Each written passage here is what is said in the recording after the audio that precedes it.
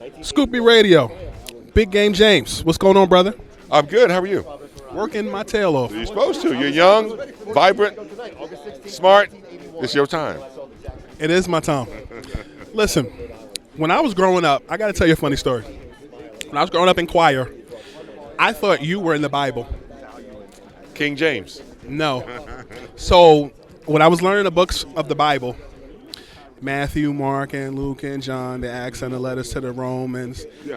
My dad and my mom were Lakers fans. I said James worthy to the Hebrews. I like that. Your parents still with us? No.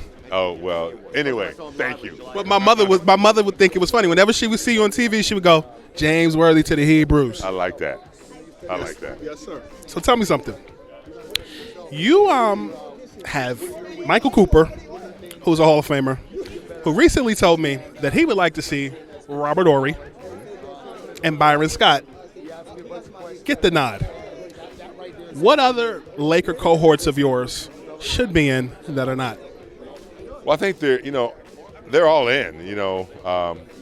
Kareem, Magic, myself, Cooper. I definitely think, Byron as a coach of the year, as a player and a contributor should get a nod. Robert Horry, 7 championships, never lost in the finals.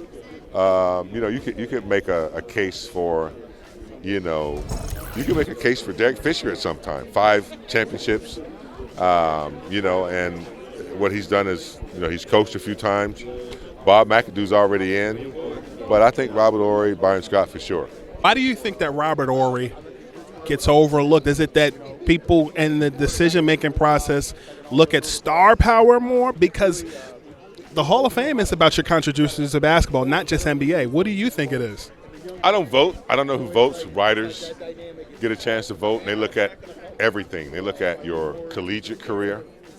They look at your NBA career, All-Star games, MVPs, all that. But 7 championships and never lost in the finals, that stands alone by itself. So I'm sure they're looking at it.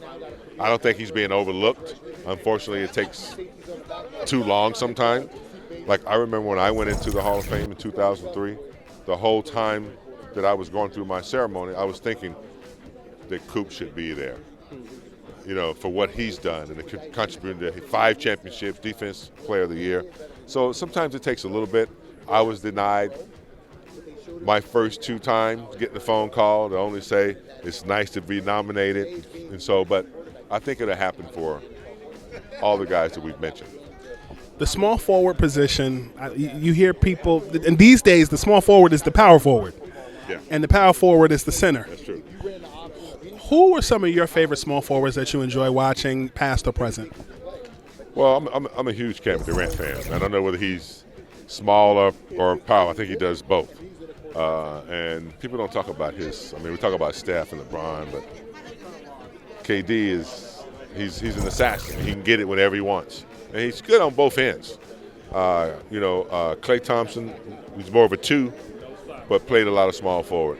Both ends. Play both ends of the court. I like guys who can do it on both ends. There's a lot of great guys in the league right now, but those are my 2 favorites.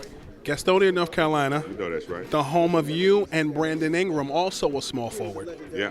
Brandon Ingram's from more Washington, North Carolina, near where Cedric Maxwell was.